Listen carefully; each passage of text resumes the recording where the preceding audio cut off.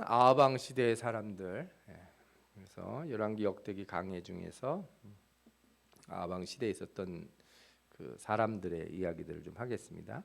이게 다른 왕들과 달리 아방 시대가 이렇게 분량이 길고요. 그 다음에 등장인물들이 꽤 많이 있습니다. 그래서 왕 얘기만 하고 끝낼 게 아니라 그 시대에 있었던 사람들 얘기를 좀 드려야 될 것 같아요. 우리가 지금 보고 있는 그 아하방은 오므리 왕조의 두 번째 왕이죠. 그래서 여로보암 왕조, 바하사 왕조, 그다음에 시므리가 7일간 잠깐 하다가 이제 오므리 왕조가 나오고 그다음에 예후와 나머지 쭉 가죠. 요 시대인데 오늘은 그걸 보겠습니다. 유다 왕조에서는 이제 여호사밧 시대에 아합 왕이 있었다 이렇게 보시면 됩니다. 먼저 오늘은 제가 두 사람의 인물을 소개하려고 그러는데 한 사람은 사르밧 과부예요. 우상의 도시에 있었던 믿음의 여인이다. 제가 이렇게 이름을 붙여봤어요. 왜 그런지 한번 먼저 살펴보고 두 번째 인물도 만나봤으면 좋겠습니다. 이 사르밧 과부가 사는 동네가 어딘지 지난주에도 잠깐 보여드렸는데 이스라엘 북쪽에 지금의 레바논이라고 하는 나라하고 같은 지역이라고 보시면 돼요. 거기가 옛날에 페니키아라고 불려졌는데 지금 그 레바논의 수도는 베이루트죠. 그 밑에 시돈하고 두로라고 하는 도시가 있어요. 그래서 이 두 도시는 성경에서 자주 나옵니다. 시돈과 두로 이렇게 해가지고 항구 도시로 유명한 도시들이죠. 그 중간쯤에 사르밧이라고 하는 곳이 있다 이렇게 알려져 있습니다. 오늘 성경에도 보면 시돈에 있는 사르밧 거기로 가라 이렇게 얘기를 하나님께서 말씀을 해요. 사르밧 과부는 그 동네 과부죠. 우리로 따지면 뭐 파주댁 무슨 춘천댁 이렇게 하듯이 지명 이름으로다가 사람의 이름을 붙인 겁니다.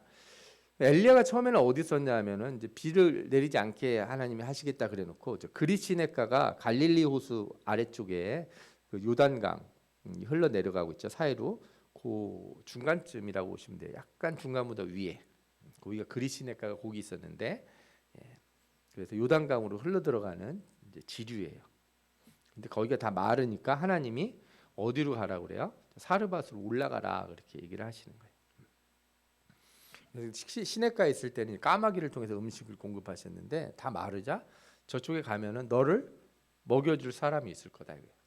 너가 가뭄 끝날 때까지 너를 공대할 사람이 있을 것이다. 내가 그 사람한테 너를 먹이게 할 거다. 이렇게 말씀을 해놓으셨어요. 그래서 갔어요. 가자마자 이렇게 금방 알아본 거죠. 왠지 모르게 저도 예전에 교회에서 부흥회를 할 때 목사님을 모시러 가야 되는데 부흥사 목사님을 얼굴을 몰라요. 이름만 알고 그때는 지금처럼 핸드폰이 없을 때인데 가서 얼굴 딱 보면은 저분이 목사님이다 이렇게 얼굴이 써 있잖아요. 그래서 일로 오시면 됩니다. 그러면 항상 맞더라고요. 이 엘리야가 또 가서 딱 보니까 사르밧 과부처럼 딱 보이는 거예요. 그리고 이상하게 사르밧 과부도 엘리야를 딱 보자마자 이 사람이 하나님의 사람이라는 걸 알아봐요. 엘리야가 그를 불러 이르되 내 손에 떡 한 조각을 내게로 가져오라. 처음에 이제 물을 달라고 그랬다가 물을 가지러 가니까 떡도 좀 가져와라 그런 거예요. 지금 가뭄이 들어서 먹을 게 하나도 없는데 그랬더니 이 사람이 뭐라고 해요? 당신의 하나님 여호와께서 살아계심을 두고 맹세하노니. 이 말이 되게 중요한 거예요. 그렇죠? 그러니까 지금 앞에서 나한테 떡 달라고 한 사람이 누구라는 걸 알아요. 하나님의 사람이라는 걸 안다는 거예요. 근데 참 희한하죠. 어느 동네에 사는 사람인데 엘리야를 알아보나요? 두로와 시돈. 여기가 어떤 동네입니까? 바울 그 우상의 본거지예요. 얘가 바울 우상의 본거지. 이세벨이 어느 동네 사람이에요? 이 시돈 왕의 딸이잖아요. 그러니까 우상 동네에 사는 과부가 하나님의 사람을 알아보고 딱 얘기를 하는 거예요. 그리고 뭐라 그래요? 떡은 없고 다만 가루 조금 하고 기름 조금 있는데 나뭇가지 주워가지고 이거로다가 떡 구워 먹고 우리 아들이랑 죽을 거라고. 이게 마지막 것이다. 그래요. 그런데 엘리야가 얼마나 배고팠는지 아니면 뻔뻔스러웠는지 아니면 하나님의 말씀을 전하려고 했는지 두려워 가지고 그걸 어떻게 하라고요? 나한테 가져와라.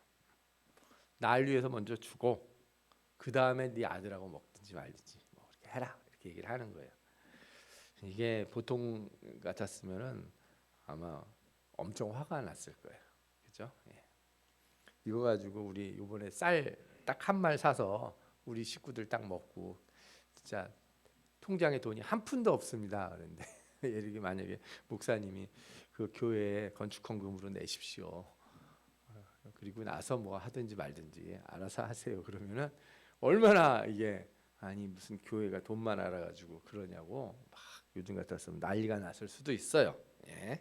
안 그러시는 분들도 있겠지만.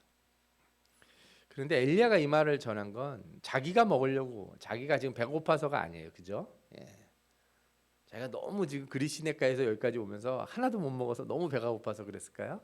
그게 아닙니다. 하나님이 이 사람한테 이 메시지를 전해주라고 한 거거든요. 뭐라 그래요? 이스라엘 하나님 여호와의 말씀이 나 여호와가 비를 지면에 내리는 그 날까지 그 통의 가루가 떨어지지 아니고 그 병의 기름이 없어지지 아니하리라. 하나님이 지금 너 살리려고 지금 나 이건 내려놓으라고 그런 거다. 나한테 주라고 그런 거다. 네. 사실 이제 이게 엘리야 입장에서도 막 이렇게 심장이 떨리는 말일 거예요. 하나님 말씀 이제 확신이 있으니까 전하겠지만, 네. 저도 이렇게 목사로서 이런 말을 누군가 해야 된다 그러면은 진짜 저 하나님 확실한 거죠. 제가 하나님 앞에 가면서 여러 번 물어봤을 거예요. 아마 사르밧으로 가는 동안 하나님 정말 가서 그렇게 얘기하면 그 사람이 정말 말을 듣겠습니까? 네. 그 사람한테 전하라 그러면 그렇게 될 줄 믿습니다 하고 가서 전하는 거죠. 근데 이 말씀을 보면은 이제 뒤에 가서 그냥 바로 떡을 줘요. 그런데 우리는 이런 생각을 해보게 돼요. 왜 하필 오랜 가뭄 가운데 바알 우상의 도시에 있는 과부를 찾아가라 이거 그러냐고요. 이스라엘 땅에 과부가 없어서 거기를 가라고 그러는 건가? 그리고 그녀는 어떻게 엘리야가 하나님의 사람인 줄 금방 알아봤을까? 또 좀 더 나가면 그녀는 어쩌다 과부가 되고 왜 아들만 하나 있을까? 혹시 그 여자는 우상을 섬기는 이방인은 아니었을까?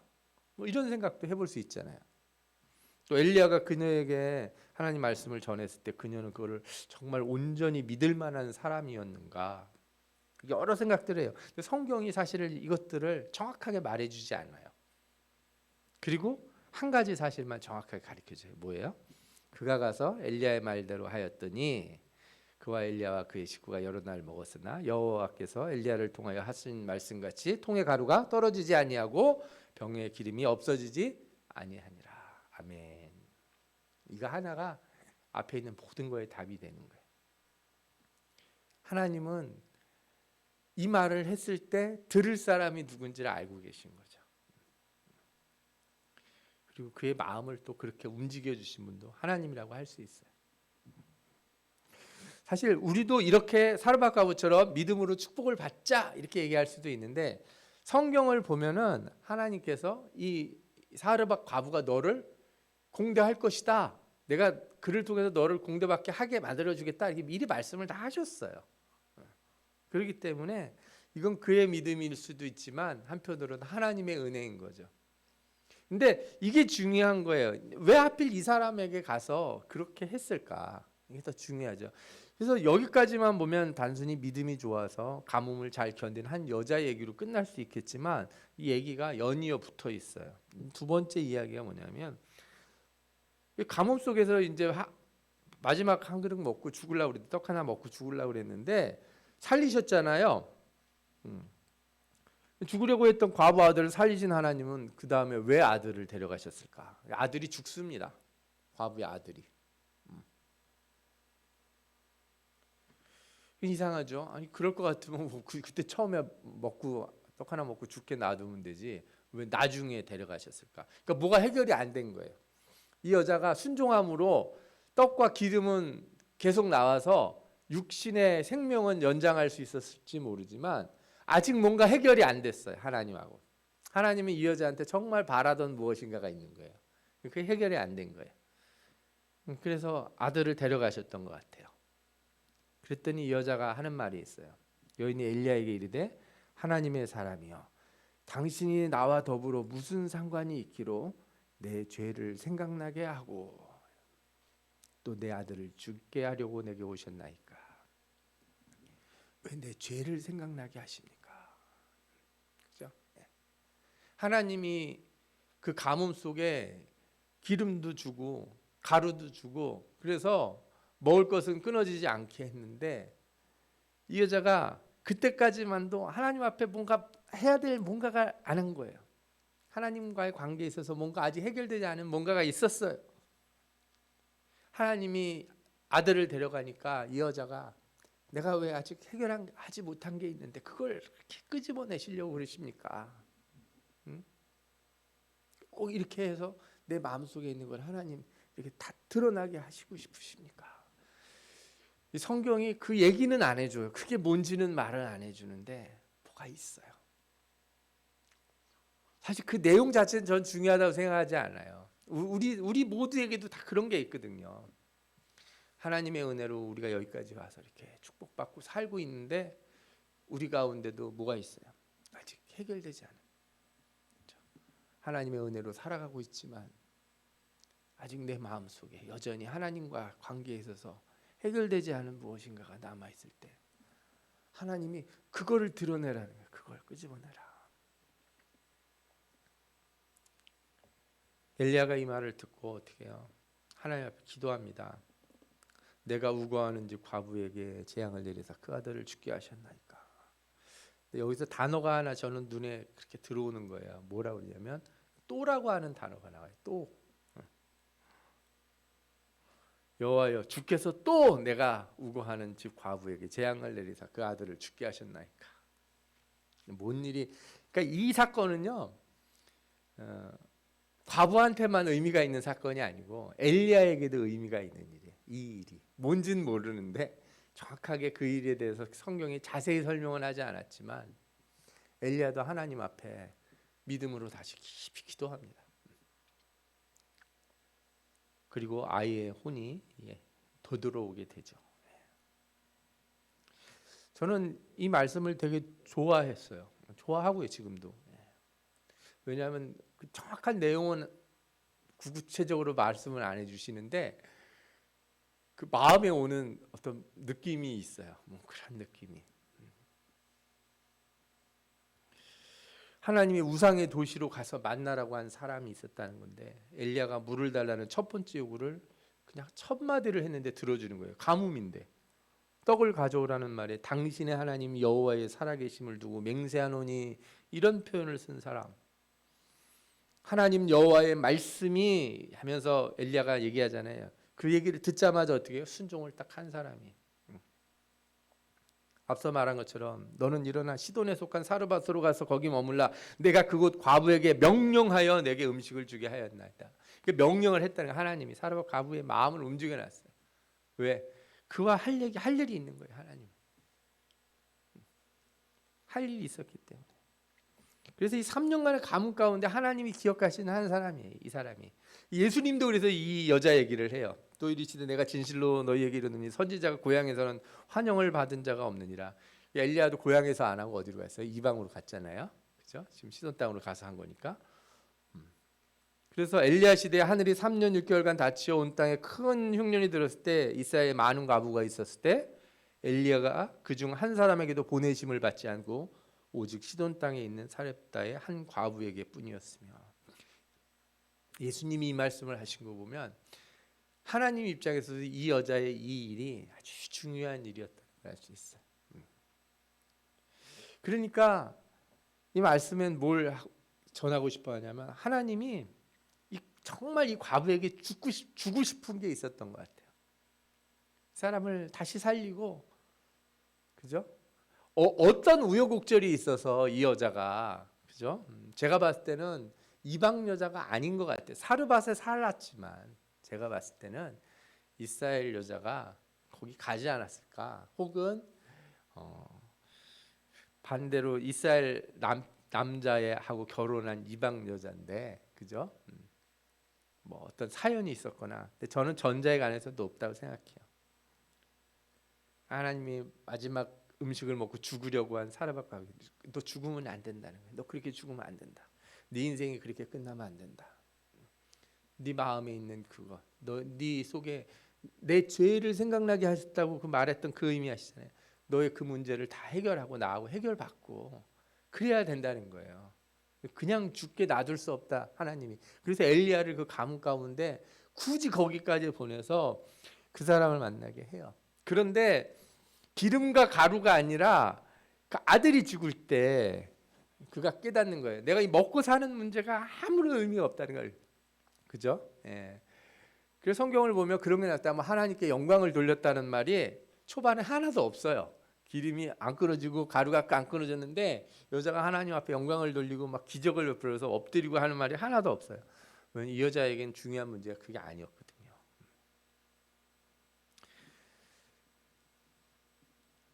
자신이 하나님과 상관이 없다고 처음엔 말했지만 사실 하나님은 그 여자하고 깊은 관계가 있는 분이었고 그 죄를 생각나게 하셨던 하나님이 그녀에게 참된 하나님이 되고 싶어 하셨던 거야. 이렇게 저는 보고 싶어요. 그래서 그 여자가 나중에 아들이 살아났을 때 뭐라고 그래요? 엘리야에게 이르되 이제야 당신의 하나님은 사람이시오. 당신은 하나님의 사람이시오. 당신의 입에 있는 여호와의 말씀이 진실한 줄 아노라.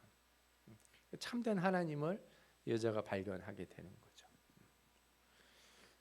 그래서 이렇게 사무엘 이 열왕기 상에 보면은 이 악한 시대에 하나님이 찾고 죽지 못하도록 살리려고 하는 한 사람이 이렇게 있다는 걸 우리가 발견하게 되는데 또 한 비슷한 사람이 있어요. 이 사람은 누구냐면 오바댜라고 하는 사람이에요. 이 사람은 왕의 신하예요, 신하. 근데 너무 놀랍죠? 악한 왕 밑에 하나님을 경외하는 사람이 있었다는 거예요. 우리 오늘 읽은 본문에도 나오는데 아합이 왕궁 맡은 자 오바댜를 불렀으니 이 오바댜는 여호와를 지극히 경외하는 자라. 제가 너무 아이러니한 거예요. 그죠? 역사상 가장 악한 왕 밑에 누가 있어요? 하나님을 지극히 경외하는 신하가 있다는 거예요. 야, 이런 일이 있는가?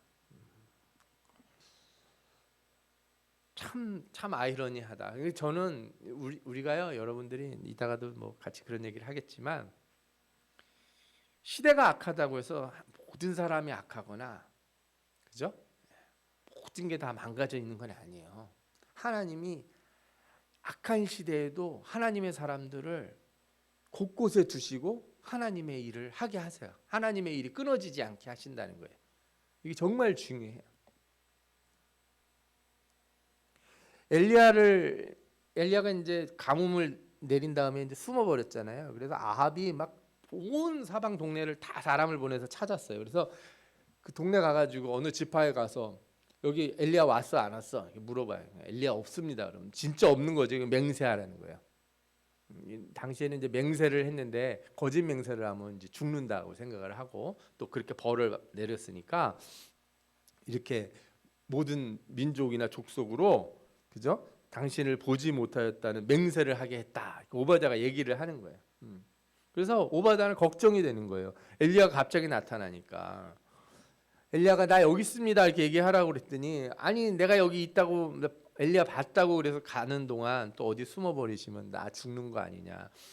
나는 그런 악한 사람이 아닙니다. 난 죽을 사람이 아닙니다. 내가 죽으면 지금 안 되는 이유를 얘기를 하는데 엘리야가 없는 동안 선지자 100명을 숨겨뒀다는 거예요. 오바댜가 50명씩 굴에 숨겨가지고 보호를 해주고 있었다는 거예요. 제가 이걸 보면서 알았어요. 왜 악한 왕 밑에 이렇게 경건한 신하가 있을 수 있는가?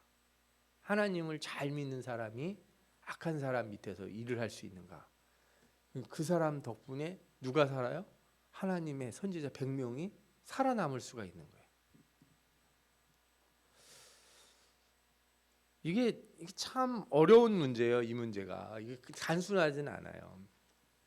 지금 이제 그 로마 캐톨릭 교황이 그 프란체스코라고 하는 교황, 이제 그분의 이름은 따로 있고 지금 그분이 이제 그런 이름을 쓰는 거죠. 프란체스코라고 하는 이름을 썼는데 이분이 이제 그 남미에서 원래 있던 분이에요.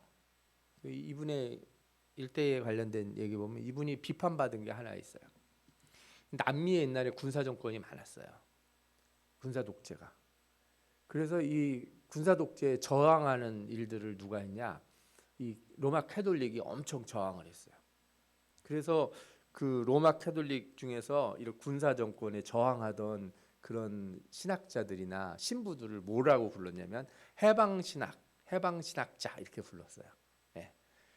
좀 급진적인 해방신학자들은 정말 이렇게 총 같은 거 이렇게 들고 이 군부들과 싸우기도 했을 정도였으니까. 근데 많이 죽기도 하고 잡혀가서 고문도 당하고 그랬다고요. 근데 이 프란체스코라고 하는 분이 젊었을 때 이렇게 그 사람들을 피신을 시켜주고 숨겨준 거예요. 그렇게 이제 이 군부 독재 밑에서 싸웠던 사람들을 숨겨주고 도망가도록 돕고 많이 그랬는데, 그 바람에 이 사람은 어떻게 해요? 군부 사람들하고 얘기를 하고 어느 정도 이렇게 관계를 가지고 있어야 되는 거예요. 그러니까 이 사람은 뭐라고 생각했냐면 모두 다 죽는 건 지금 안 된다는 거예요. 나는 한 사람이라도 살려야겠다 이렇게 생각을 하셨던 것 같아요. 근데 이게 정말 말하기 어려운 부분인 거예요. 이게 모두가 다 나서서 다 싸우는 것, 그래서만 쟁취가 되는 건가? 하나님의 뜻이 다 이루어지는 건가? 이 말씀을 보면은 이게 우리가 속단하기 되게 어렵다는 걸 알게 돼요. 왜 그러냐면 엘리야는 뭐라고 기도했냐면 하나님 앞에 기도할 때 나중에 나만 홀로 남았다 이렇게 고백을 했어요. 근데 하나님은 뭐라고 그래요? 악한 시대도 바알에게 무릎 꿇지 않은 7,000명을 남기셨다고 그랬어요. 오바다가 100명 지금 데리고 있는 거잖아요. 그럼 6,900명은 또 어딘가에 누가 돕고 있는 거예요. 그 시대에. 이게 그러니까 하나님의 일은 그냥 모두가 나와서 다 바알 선지자들하고 싸우고 아세라 그죠? 그 우상들하고 막 싸우고 막 이런다고 해서 다 끝나는 게 아니라고요. 이게 하나님이 역사를 움직이고 시대를 움직이시는 데 있어서 하나님의 뜻은 우리의 생각보다 훨씬 커요. 엘리야는 엘리야의 사명이 있었고 오베다는 오베다의 사명이 있었고 저 7,000명도 그 나름의 사명이 있었을 거예요. 그 과정에서 하나님이 그 악한 왕 아래 선한 신하를 두시고 그 일을 행하셨다는 거예요. 네.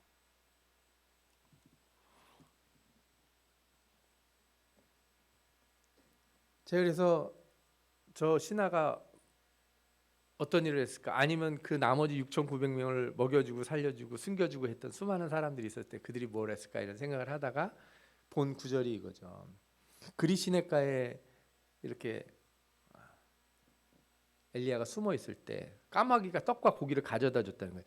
까마귀가 떡을 입에 물고 아니면 고기를 입에 물고 안 삼키고 갖다 주는 이유가 이상하지 않습니까? 근데 저는 그보다 더 이상한 이유는 뭐냐면 그 떡은 도대체 어디서 난 걸까? 그 고기는 어디서 난 걸까? 저기 애굽에서 가져오거나 그 먼 길을 날아온 것 같지는 않아요. 그죠? 예. 누군가 준비해 놨겠죠? 그걸 까마귀가 날라다 주지 않았겠어요. 보이지 않는 곳에 하나님의 일을 돕는 자들은 항상 있거든요. 악한 시대에도 하나님이 역사하시는 거예요. 숨겨진 사람들을 통해서. 우리 삶을 이렇게 너무 평면적으로 볼 필요 없다고 생각해요. 저는. 제가 이렇게 연합회 모임이라든지 어디 갔을 때 이렇게 뭐라 그럴까요? 정치인들이나 아니면 이런 뭐 시행정이나 이런 거 하는 분들이 와서 인사도 하고 그러는데 저는 적어도 그런 분들이 오바다 같은 신하가 됐으면 좋겠다. 자신들이 속해 있는 정당이나 정치나 뭐 이런 거를 배제하고더라도 하나님 앞에 신실한 신자가 돼서, 그죠? 하나님이 이 시대에 맡겨준 사명이 그런 것들을 해야 되지 않겠냐 이거예요. 그렇게 한 사람들이 분명히 있었기 때문에 우리나라도 그 꽤 어려운 정치 상황들을 견뎌내면서 교회가 있었고 또 그 가운데서 참 고난을 당하던 목회자들이나, 그죠? 정의를 위해서 싸웠던 사람들도 있었지만 그들도 또 다 하나님이 또 지키시고 보호해 주시는 또 다른 길이 있었다 이렇게 생각이 들어요. 그러니까 우리가 그 순간순간에 모든 일은 알 수 없지만 분명히 확실히 아는 것은 하나님은 내가 생각한 것보다 훨씬 크게 모든 사람들을 사용해서 곳곳에서 일하고 계신다. 아멘. 그런 일들이 야합의 시대에 있었다는 거예요. 정리를 해보자면 이렇습니다. 이 악한 시대 속에서도 더 빛이 나는 신앙들이 숨어져 있어요. 저는 어두울 때일수록 빛이 더 밝게 빛난다고 생각해요. 가장 악한 아합 왕의 시대, 이세벨의 시대, 우상이 하늘을 가리우던 시대, 그렇죠? 하나님과 바알 사이에서 결단하지 못하고 머뭇거리는 백성들이 사는 시대 속에서, 그 시대 속에서도 하나님 그의 백성을 찾으시고 또한 지키고 계신다는 거예요. 아무리 그 시돈 땅으로 멀리 떠났던 사람이라도 죄 가운데 있어서 하나님과의 관계가 온전하지 못했을 때도 불구하고 그 안에 하나님을 향한 간절함이 있는 걸 보시는 그 하나님은 엘리야를 통해서 그런 사람들에게 하나님의 구원의 은혜가 여전히 있다는 것, 그렇죠? 그냥 그렇게 쉽게 인생을 끝내고 죽지 못하도록 그들을 붙드시고 다시금 하나님과의 온전한 관계 속으로 돌아올 수 있도록 하나님의 은혜를 주신다는 거예요. 뿐만 아니라 마지막으로 드렸던 얘기처럼 이 우상의 한복판에서도 하나님의 역사가 계속된다는 거예요. 그래서 저는 아합 시대 이 엘리야 이야기는 그냥 엘리야 중심적으로 볼 필요가 없어요. 엘리야라고 한 사람이 얼마나 많은 기적을 일으켰는가, 막 하늘에서 불을 내려서 바알의 선지자를 뭐 얼마나 죽였는가, 이게 사실 더 중요한 게 아니라 그 시대에 하나님이 엘리야를 써서도 일하시고 오바댜 같은 신하를 통해서도 일하시고 곳곳에서 하나님이 하나님의 사람들을 두고 일하시다는 거예요.